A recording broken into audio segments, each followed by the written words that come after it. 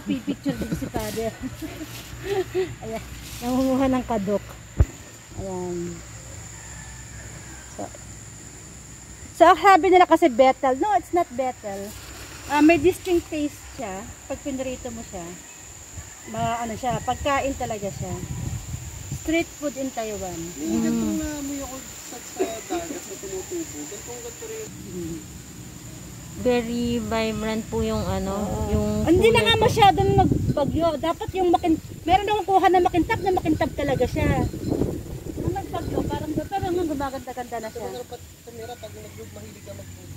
Ha. Kaso kunan mo yung